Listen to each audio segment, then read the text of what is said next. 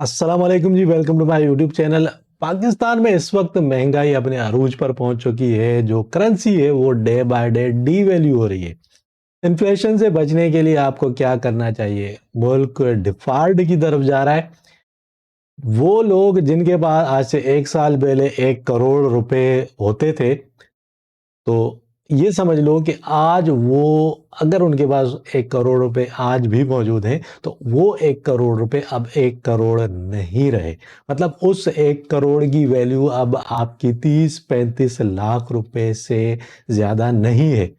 Day by day, रोज की बुनियाद पर महंगाई बढ़ रही है, आपकी करेंसी डे वैल्यू होती जा रही है। ऐसे में आपको क्या करना चाहिए? किस तरीके से आप इस अजाब से बच सकते हो?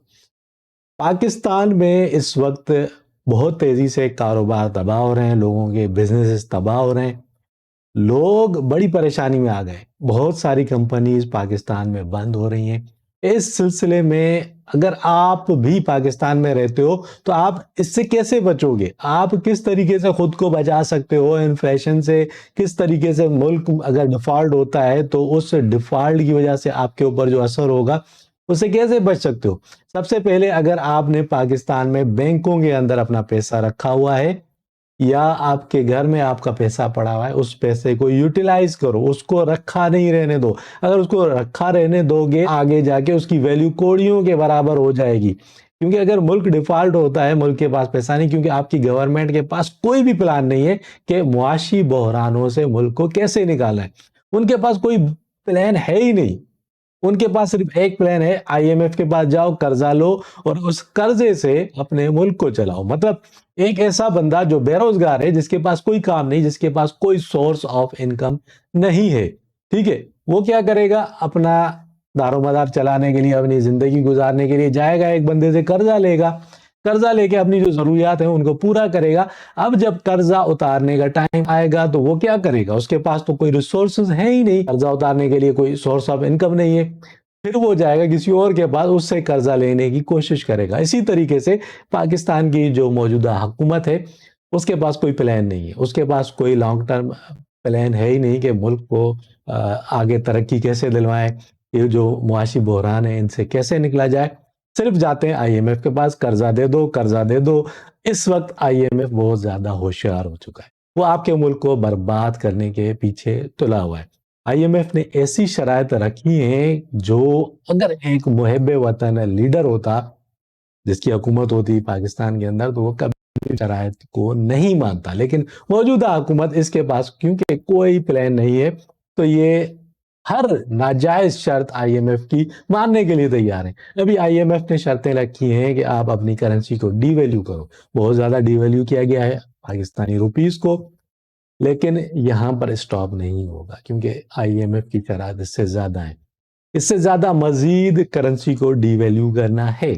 उसके बाद आपके जो ऑयल के प्राइसेस हैं उनको बढ़ाना है, इंक्रीज करना है, बिजली के प्राइस बढ़ाने हैं। उसके अलावा जो यूटिलिटी आइटम्स हैं, रोजमर्रा की चीजें, उनके प्राइस बढ़ाने। तो इस सूरत में आप किस तरीके से बच सकते हो? वो लोग जिनके पास सोर्सेज हैं इनकम के फॉरेन से, जो फॉरेन करेंसी में पैसा कमाते हैं, चाहे वो डॉलर में कमाते हैं, यूरो में कमाते हैं, पाउंड में कमाते हैं, रियाल, दरहम या दीनार वगैरह में पैसा कमाते हैं, उनके लिए ज्यादा प्रॉब्लम नहीं है। प्रॉब्लम उन लोगों के लिए है जो पाकिस्तान में रहते हैं और पाकिस्तानी करेंसी में पैसा कमाते हैं।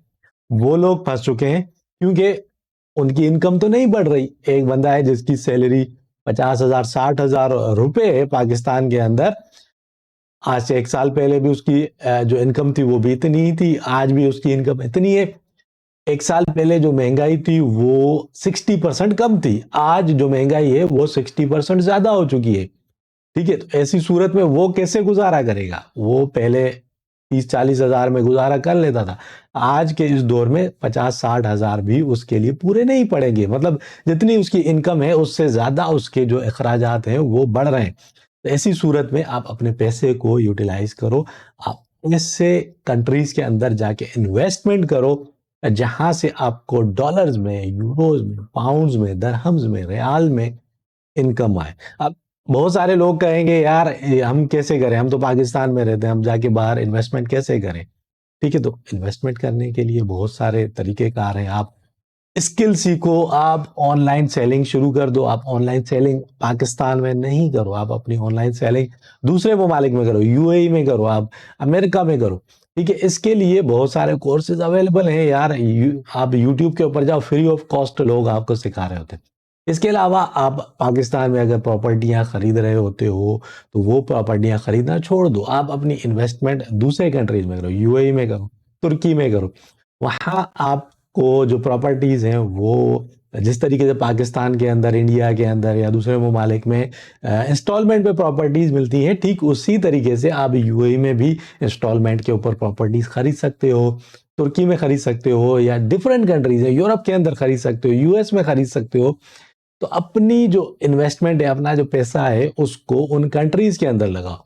जब आप फॉरेन करेंसी में पैसा कमाओगे और वो पैसा आपके जो डॉलर्स हैं आपके कंट्री के अंदर आएंगे, तो एक तो आपकी कंट्री को सपोर्ट मिलेगी, दूसरा आपको इस चीज से कोई असर नहीं होगा, इस चीज से कोई फर्क नहीं पड़ेगा कि आपकी जो करेंसी है आपकी कंट्री की वो डीवैल्यू हो रही है, उसकी वजह से महंगाई बढ़ रही है।